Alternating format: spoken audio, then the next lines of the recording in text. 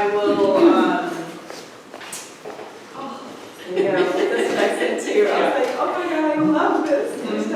As I was pulling this together, I found some old photographs of my brother and I.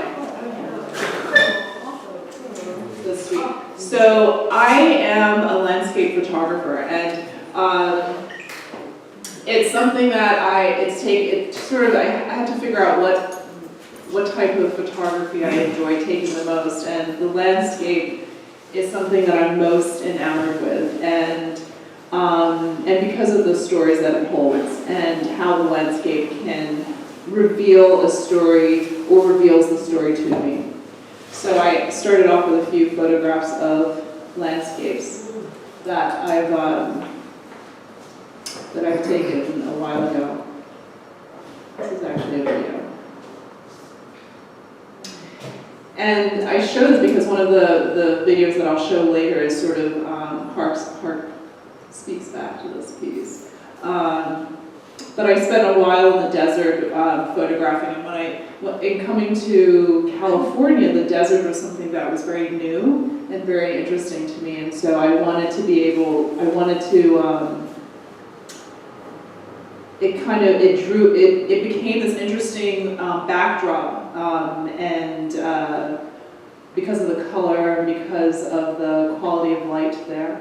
So I really enjoyed going into the desert and photographing, and the early photos that I took when I was at Cal Arts were all shot using film, and me going into the desert using really old film, 2 1/4, primarily using 2 1/4, 6x7 or 6x9.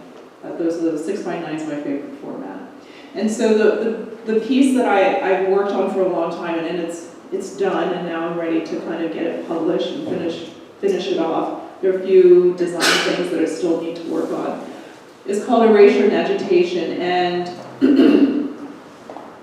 it's the story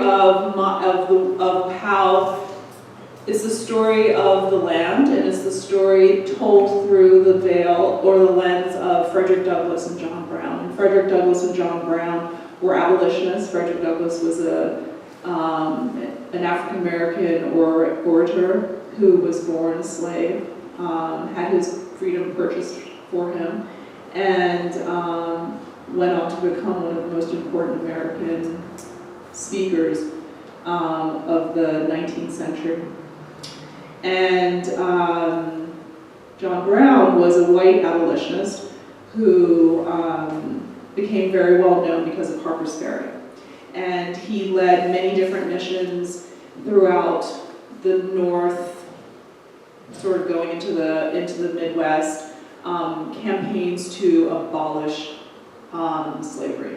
And they were very bloody and violent. And so some of the campaigns became known as Bloody Kansas. And he went into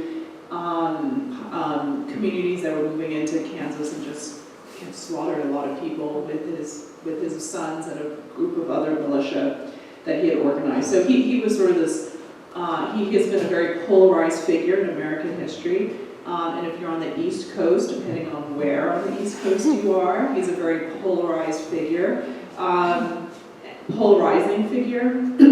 And I think what's so interesting is how his story continues to sort of mark the landscape of the Mid-Atlantic region, which is where he ended up dying. And so these were quotes that I have in the book, and one of them says, it teaches me further to remember them that are in bonds as bound with them, and that's John Brown. And then Frederick Douglass, if there is no struggle, there is no progress. Those who profess to favor freedom and yet deprecate agitation are men who want crops without plowing up the ground. They want the rain without thunder and lightning. They want the ocean without the awful roar in its many waters. Their struggle may be a physical one, or it may be both, moral and physical, but it must be a struggle. Power concedes nothing without a demand. And then you have at the top Jefferson Davis, who was the president of the Confederate States of America. The abolitionists howling at us from afar could not see how well treated our slaves were. They called slavery a sin, but what standard did they measure it? not by the Constitution, which recognized property in slaves, not by the Bible that justifies it, not by Christianity, for servitude was the only agency through which Christianity reached Negro hearts. And so that's the very beginning of the book, and I felt like those three quotes helped to define the layout. And the book started in a very organic way. I remember that Frederick Douglass, I read one of Frederick Douglass's biographies, and I thought, Frederick Douglass, he grew up in Maryland, and that's where I lived. And why didn't I know about Frederick Douglass, and who is this man? And so I went on a journey to the Eastern Shore, which is a very interesting culture that exists in Maryland, to find out and to see where Frederick Douglass was located. And there was nothing. There was, I'll show you what existed at that time. And I asked people, I said, what is there? Oh, no one really knew what to say. And so that opened up this journey of me understanding how a landscape that had been stained by a certain history and had held a certain history and had profited from a certain history had also erased a certain history. And so the big image you see here is an image of sort of this very banal scene. And what it turns out is that years later, the Historical Society at Eastern had put together this map. And you go from one location to the other, and I went from one location to the other. And as you stand at a certain vantage point, it tells you what you see. And what you see here is where somewhere in these woods, Frederick Douglass's grandmother had a cabin, and that's where he spent the first 6 years of his life before he was deemed old enough to be a slave at 6. So these were the markers that I could find, and these are markers that you'll find throughout the Mid-Atlantic, North, and also everywhere in America. But these were interesting markers, and when I first went, I only saw one. And then when I went back several years later, they had put the other. And so these were the markers that let you know that this was where Frederick Douglass had once been. Now the river is that you can see in this picture is the river that his mother would have had to cross to go spend time with him under the cover of darkness. Sorry, I have a question. So those markers are by the highway where nobody can stop to get them? Yeah. Mm-hmm. Yeah. Exactly. It's a drive-by situation. So China's so large, it's easy to read. yeah. So what I write in the book is, driving to Oxford, Maryland, I decided to stop at every visitor center to find out more about Douglass's life on the Eastern Shore. Mrs. Blank at the visitor center suggests for me to go to the Historical Society in Eastern. She looks puzzled. And she looks puzzled that I might want to look instead she looks puzzled and suggests that I might want to look instead at plantation houses in Baltimore because they were so beautiful. I drive on. Mrs. Blank at the Historical Society in Eastern thinks hard about whether there is anything local commemorating Douglass. She appears to be confused by either who Douglass was or the question itself. Blank's stares continue until Mrs. Blank remembers that there is a historical marker down Route 328, just before crossing the Tuckahoe River. So that's what led me to that photograph. And so I went on this journey going through the different sites and kind of capturing the feel and the emotional energy of the different places, and then going back and remembering going back and doing research about Frederick Douglass and understanding his history. This is a picture of Baltimore, so I went and photographed the different places in Baltimore that Frederick Douglass had lived. And Baltimore is an interesting town because it had both a train station that went south for the Confederate soldiers and a station that went north for the northern soldiers. So it had 2 train depots located in the city. One of them is now a baseball field, Camden Yards. The other one is a museum. And Baltimore is this interesting town because it's a factory town. They had sugar, they had steel, they had this working class that existed there. And when those factories closed, it decimated the community, as it did for so many towns in that Mid-Atlantic region. And this bridge kind of symbolized that decay of Baltimore. Although you can see the structures being built. I'm skipping around. The book is about 200. It is probably close to maybe 150, 160 pages. But then I wanted to also show you John Brown and how I start his story. And so John Brown was this interesting character for me because it really wasn't until his 50s that he lived under this weight of slavery and constantly trying to figure out how to address it and what would be the way that he would address it. And so he tried many different avenues, and before he figured he needed to kind of put together his own militia. And that's where he went on different campaigns, funded by abolitionists in the North and also from the UK, more than likely. And the history that was so interesting to me about John Brown was how he was one of the figures who really saw equality by any means necessary. That was his sort of bottom line. And he and Frederick Douglass were good friends, and he had spent a summer in Rochester with Frederick Douglass, eating at his table, something unheard of in the 1900s.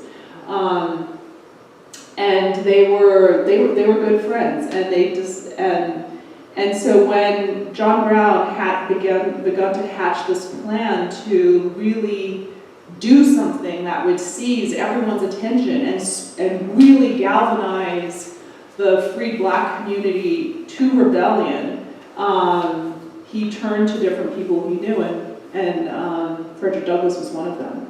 And so I went to this city, and this city is called Chambersburg, Pennsylvania.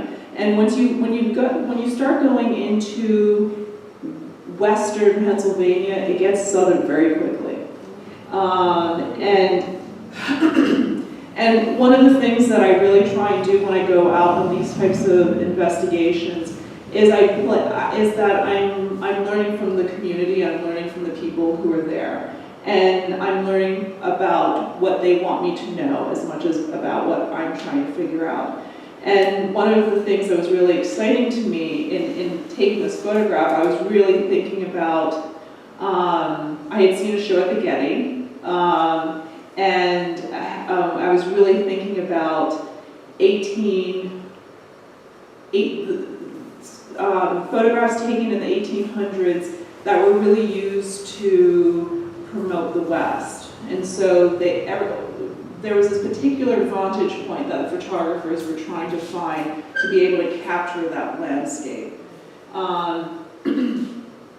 All the work for this book was shot on film, which was then scanned, and it was all black and white film. And I was trying to capture this vantage point that allowed you to see Chambersburg, Pennsylvania, which is this small town located not too far away from Maryland, not too far away from West Virginia, not too far away from any of these sort of hot sites that John Brown was using as a launching pad. So the importance of Chambersburg is that it was the city that John Brown went incognito as Isaac Smith, and he grew the beard. So if you're familiar with images of John Brown, he has this huge beard. That's because he was going undercover. And it was in Chambersburg that he hatched the plan to take over a federal arsenal, which is Harper's Ferry. And he put together a militia of black and white men. He started storing ammunition and guns buying as much as he could, and he lived in a woman's house in Chambersburg for over a year as he was plotting this. And it was in Chambersburg that Frederick Douglass came to visit him, I think twice, on two different occasions. And it was on the last one that he said, this is a failed plan. I wish you the best, but I'm not going to go forward with this. And he backed away. But he never backed away from the energy behind what John Brown was doing. And after John Brown's death, he was the biggest supporter of John Brown and spoke passionately about him. This is one of the few photographs in the book where you can see me, and this is right next to me is a sign that says Mason-Dixon line. And so this is sort of through this cornfield is the Mason-Dixon line. The Mason-Dixon line was the line that divided the North from the South, the free from the slaved. And Maryland was in a unique place for the Civil War because it was a border state, so it didn't go for the North or the South.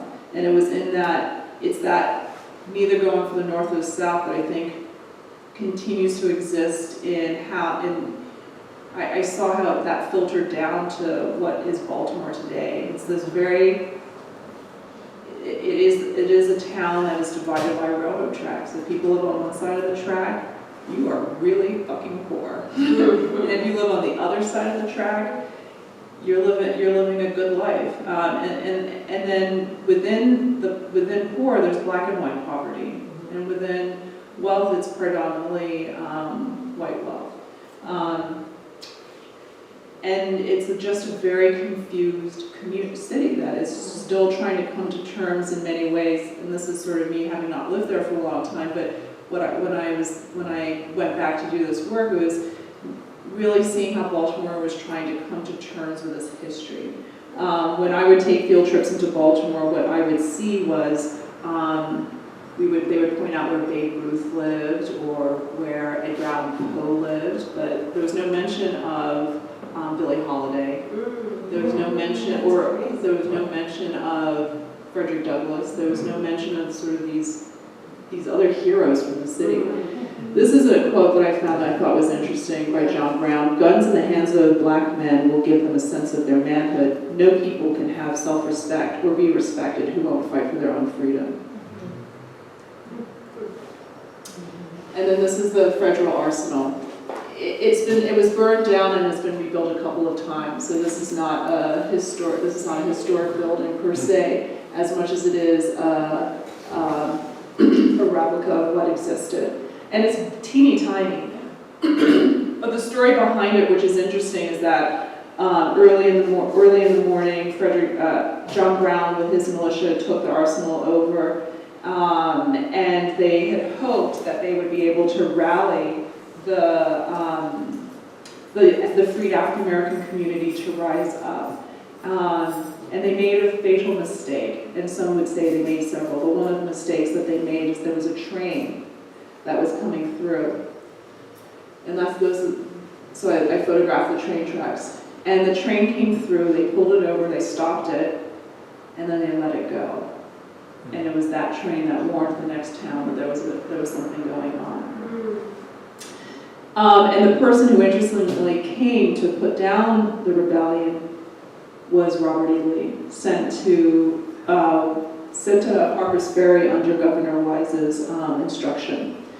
And so this story that started to emerge for me was this incredible story of all these characters that came to play at the hanging of John Brown.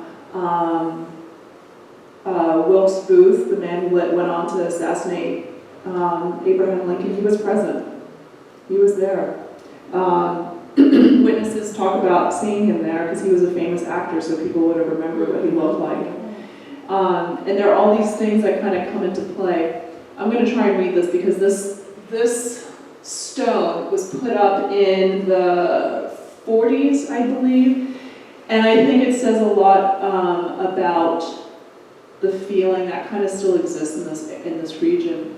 On the night of October 16th, 1859, Haywood Shepherd, an industrious and respected colored freedman, was mortally wounded by John Brown's raiders in pursuance of his duties as an employee of the Baltimore and Ohio Railroad Company. He became the first victim of this attempted insurrection. This boulder is erected by the United Daughters of the Confederacy and the Sons of the Confederate Veterans as a memorial to Haywood Shepherd, exemplifying the character of faithfulness of thousands of Negroes who, under many temptations throughout subsequent years of war, so conducted themselves that no stain was left upon a record which is the peculiar heritage of the American people and an everlasting tribute to the best of both races. I'm not sure what to make of that.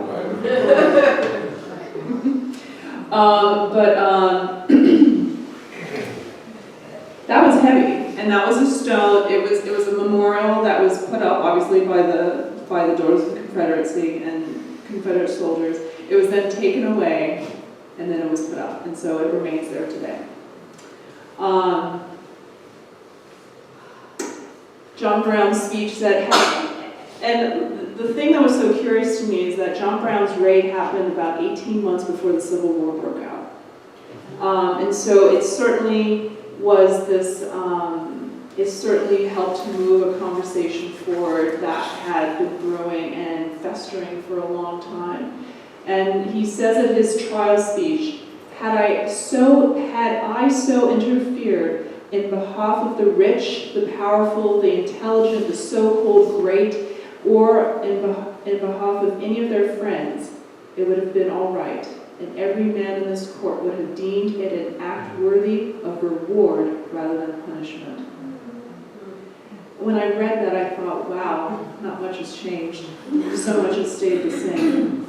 And that was so true in going through this book, was understanding how their erasure of this language, of these people, of the stories that were held by them, are actually incredibly relevant today. And so much has changed, and not much has changed. In going through and understanding the story of Frederick Douglass, one has to understand he lived nearly a century. So he lived at the beginning. He lived as a slave, had his freedom bought for him, owned many revolutionary magazines, gave many speeches, traveled back and forth to the UK, became an ambassador of sorts to Haiti. And towards the end of it, and then he had this opportunity to go back and meet one of his former owners. And in doing so, he goes to this man's deathbed, and he returns to the Eastern Shore as a man of stature, as a man who commands a certain presence. Where he was once beaten so badly he lost hearing in one of his ears, he's now going back as this celebrated person. And he goes to this bedside of this man who was his slave owner, and he tells him, during the visit, Douglass asked Captain Ord what he thought of him running away, because he had run away from him, and he responded, "Frederick, I always knew you were too smart to be a slave, and had I been in your place, I would have done as you did." Douglass said, "Captain Ord, I'm glad to hear you say this. I did not run away from you, but from slavery. It was not that I loved Caesar less, but Rome more." He was 59. And so that for me was the power of forgiveness. And he was criticized for doing that, as he was criticized for marrying a white woman. But what was so amazing about Frederick Douglass is that he had this moral compass that guided him. And people saw that. And so this is a picture of the right where Harper's Ferry is this divide between the Susquehanna River and the Potomac, and we know what the Potomac was because that was the famous river that Washington forded. But so this river is the Susquehanna River. And I photographed most of the photographs for the book as early in the morning as I could. So I was getting on site or on location in November at like 5 in the morning. It was cold. And I was by myself, so I was a little nervous. And so Frederick Douglass dies in 1895. So he has seen the Civil War happen. He's seen the success that started to happen after the Civil War of black people, primarily freed black people, moving into a middle-class situation. He sees the people who were black starting to get wealth and move into a position where they can command they can command their life in a certain way. And then he sees, and this is Reconstruction, and then he sees the beginning of the Ku Klux Klan. He sees the beginning of all these codes that are put into place to keep black people within certain parameters. And he sees something that reminds him of what he must have seen as a young man. Because in 1895, you see race situations in America declining in a very rapid way, and you see laws being put into place that kept black families. If you didn't have work, those were laws. There were laws being put into place that could have you arrested, and then you were put into forced work situations. So he sees this in his lifetime, and so I write, this is me, I stand in the front lawn. He had a home in DC, which is now a museum. I stand in the front lawn, I can pick out the Washington Memorial and the Capitol. I imagine that Douglass would have come to this spot and to see DC. Maybe he thought about all that he had endured and triumphed over in his life: bondage, slavery, freedom, Civil War, emancipation, 14th Amendment. Maybe he thought about what lay ahead for the future generation.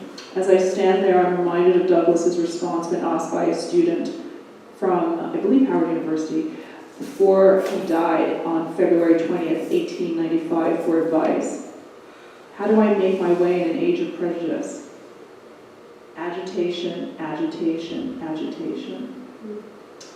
And so those are words that I felt were really powerful in any situation and to hear it come from someone who had seen so much, and to know that that's what he did with his book. That's what he did with his newspapers. Agitation, continuing to have this discourse that allowed for something else to emerge, to push people forward.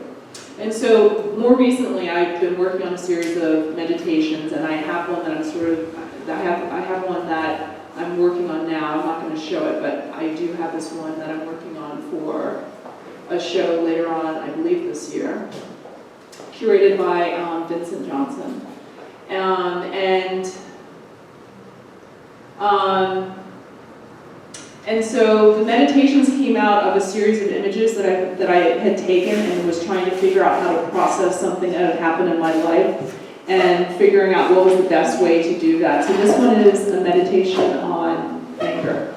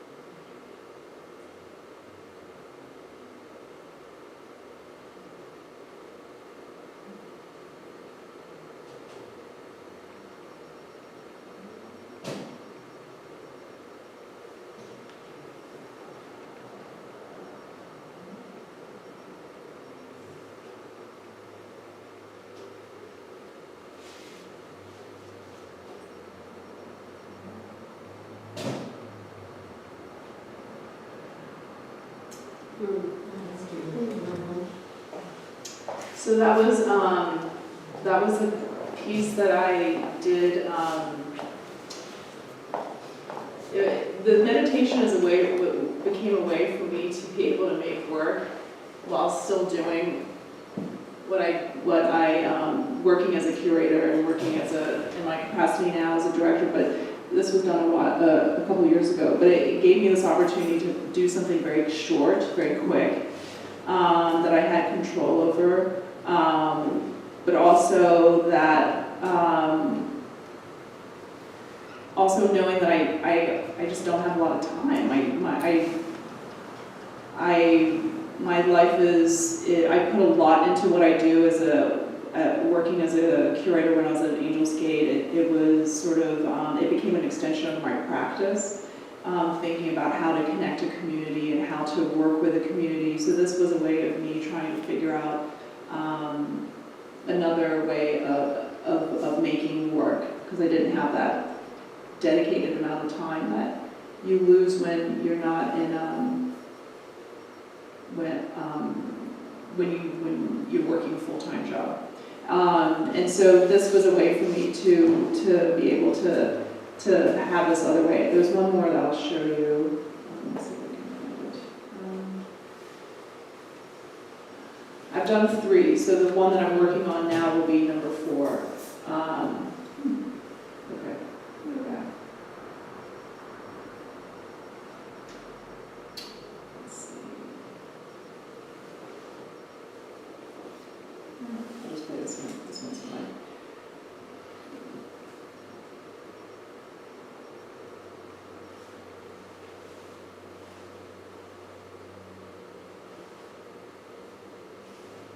Where did you shoot this? This was shot in Salt and Sea.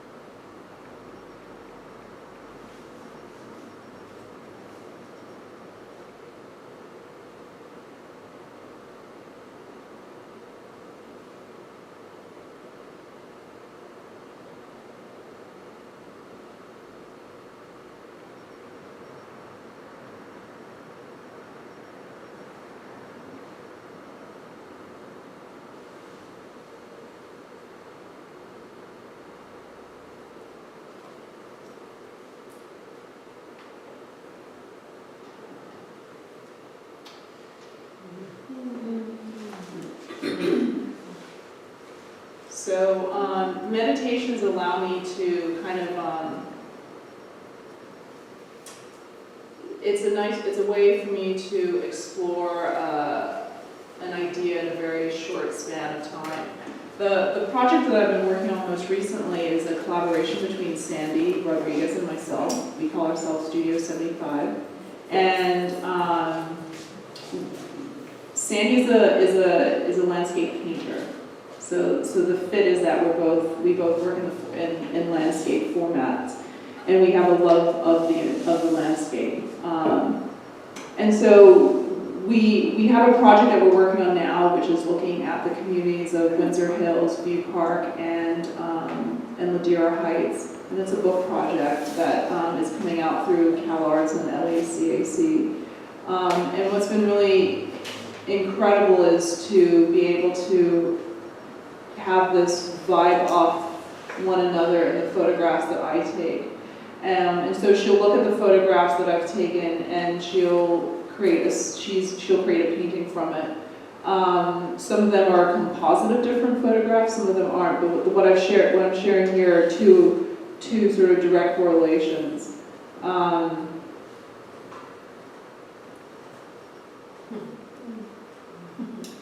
And the collaboration is us kind of driving around, and the one thing that, for this project in particular, the one thing that connects all these communities is Slauson. And so Slauson has been the sort of grounding line in putting together the imagery that we have for this. And that's it.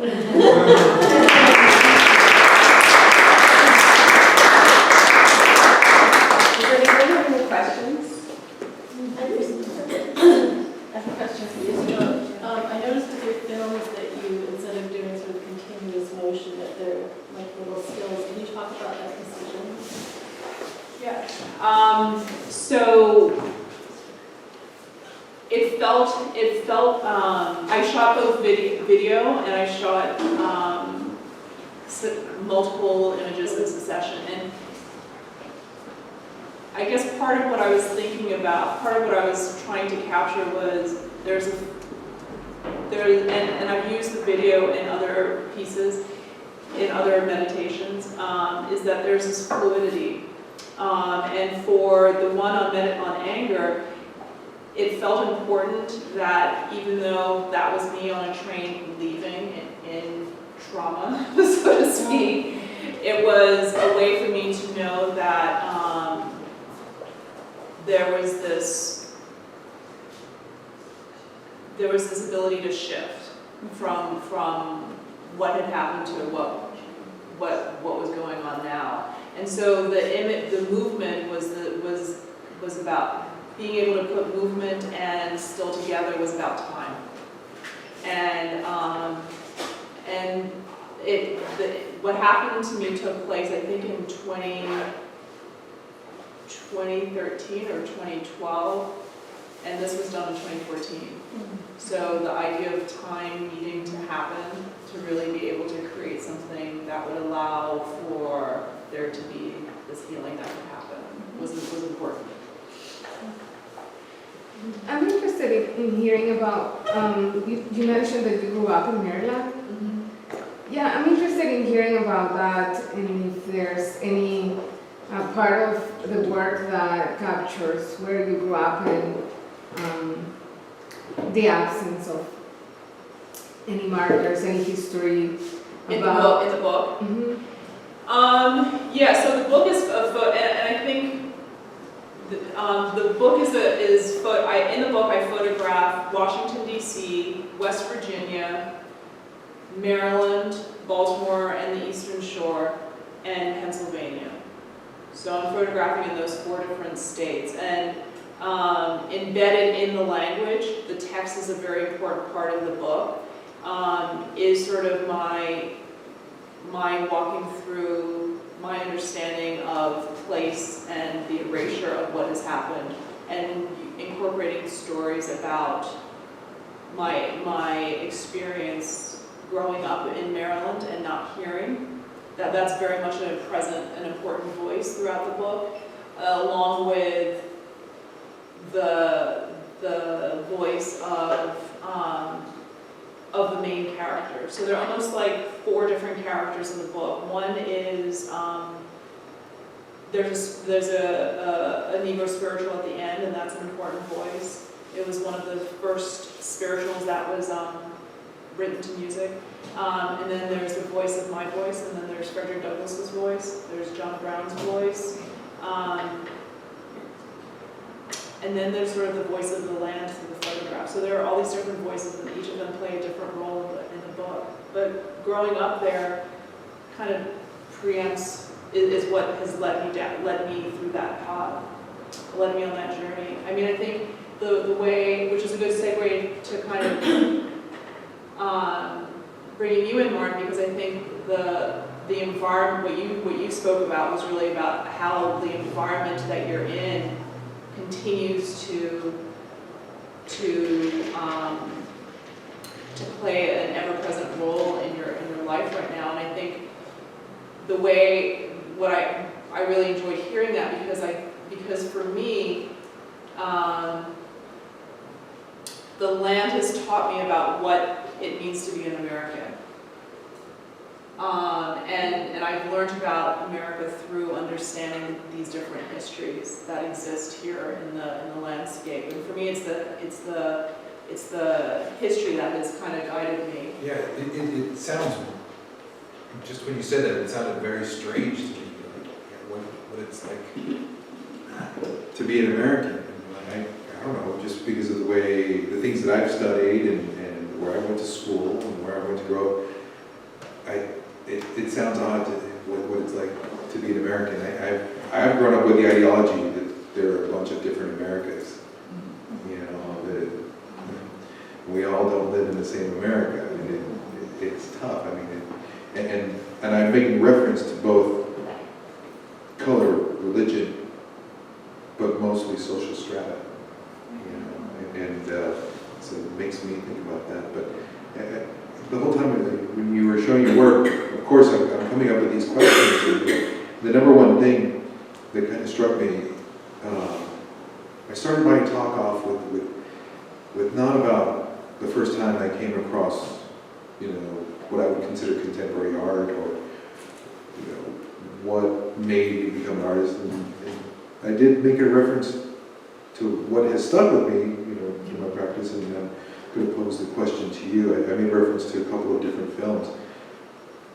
You create video, you're writing, you're making reference to historical events. But I want to pose the question to you out of my own curiosity. Is there a film in your history, I guess it sounds almost corny to say, do you have a favorite film? But it's not necessarily a favorite film, but something that's really stuck with you and maybe contributed to your aesthetic, because those meditations were really fantastic, and made me think of a lot of different directors that were just, but not one any spit in particular. So I'm wondering if you can speak about that. Is there anything that's really stuck with you? And just while you think about that, of course, I had another one, which was, and I guess I could put this out to everybody to think about maybe when we're talking and eating, this idea of place. Again, essential to both our works is this idea of place in history currently. This idea of home, this idea of somewhere else, this place that we create. What does your ideal place look like? You know, is it for me, I think if I was going to pose the question to myself, one of my favorite things is an empty room with a comfortable sofa. That's my ideal place. Well, no, I'm talking like a studio space, you know, but before we start creating, a place to rest, to ponder what's next. Okay, and then the other one is any beach that's a warm beach with shade. So those are my two ideas. So I'm kind of posing two questions to you. You know, is there a film that stuck with you? Is there that maybe informs some of the work, or that you just like? And then same thing with place. Okay. I'll just step backwards, because I think when I say what I meant by what it means to be an American is that in Maryland, or growing up in Maryland, what I was responding to was really understanding what it meant to fit into, because the schools I went to were all white, what it meant to fit into that aesthetic and what it meant to be an American within that context, which wasn't what I understood, but I felt was something that was part of being able to kind of be accepted. There was this shaping that had to happen, and that was part of what was really enlightening that's why reading Frederick Douglass's book years ago and going on that journey was so powerful, because it allowed me to find this other narrative within that space. A movie or a filmmaker,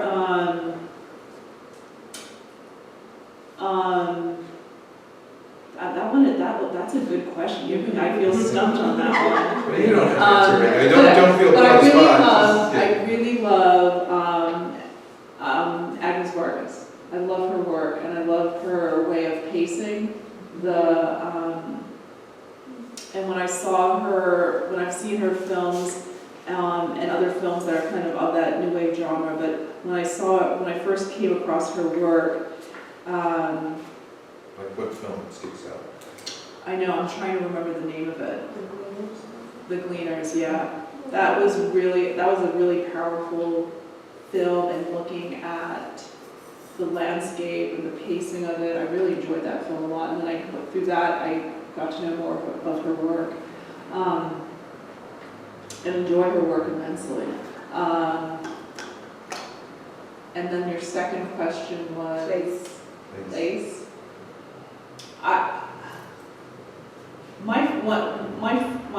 My favorite place to be would be in Ghana and in Accra, and Where? Because I'm going. I'm going to try. oh, you are. I will.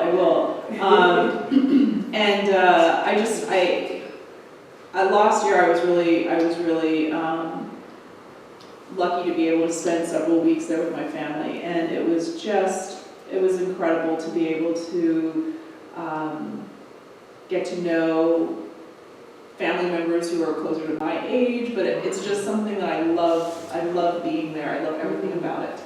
And whenever I go home, it feels just like that. Like I've come home.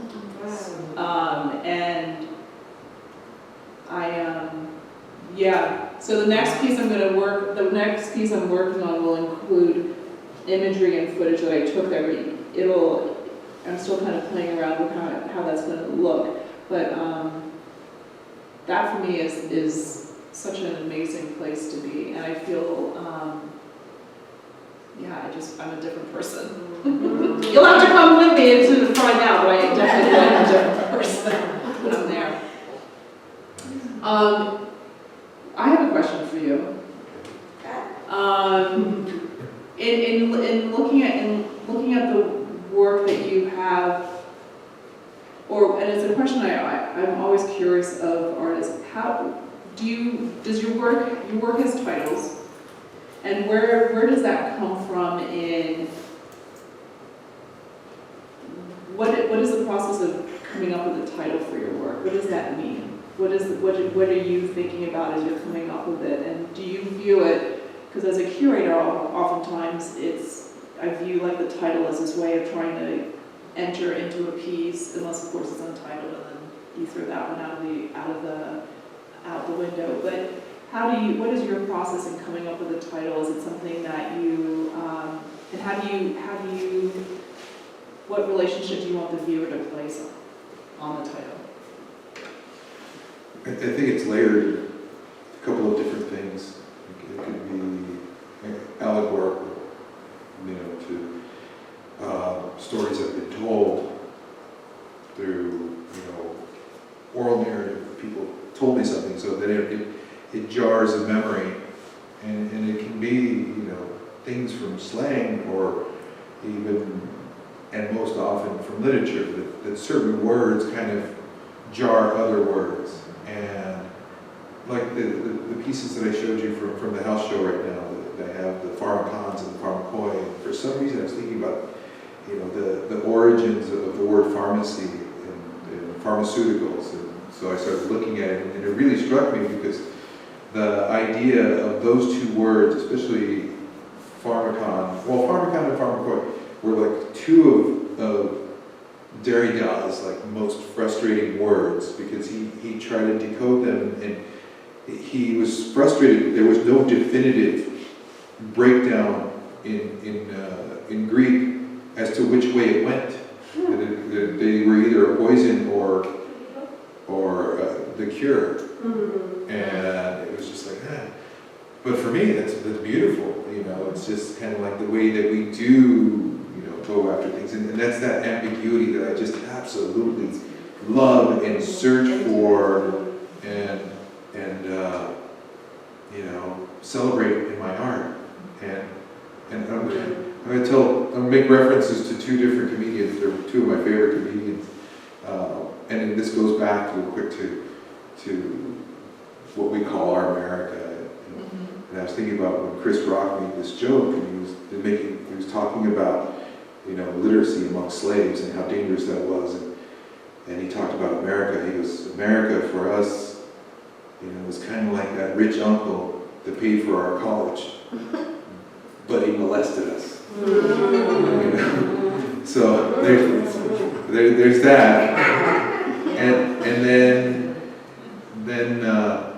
I'm sure most of us are familiar with Louis C.K. Yes. And he most recently dumped all his own personal money into an online show called Horace and Pete, I believe.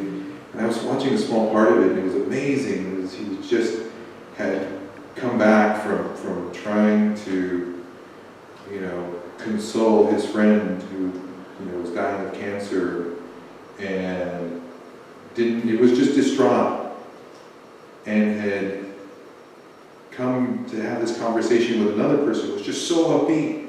And you could tell that she had had a hard life, but she was just one of those people that was just so, this is great, but yeah, life can throw you horrible curves and blah, blah, blah, but, we keep going. We can turn off the switch at any time, but we don't. Because no matter how bad it gets, it can always get better. There's always a chance it can get better.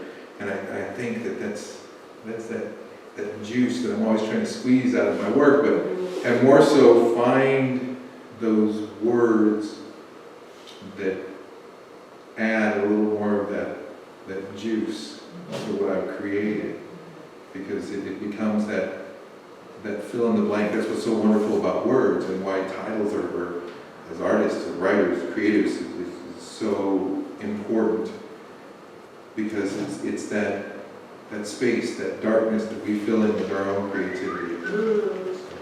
That's okay. That's it. Do we have any more questions, or should we wrap it up and thank Lisa? Or? Yeah, we can keep talking while we eat. Thank you very much, Lisa. For having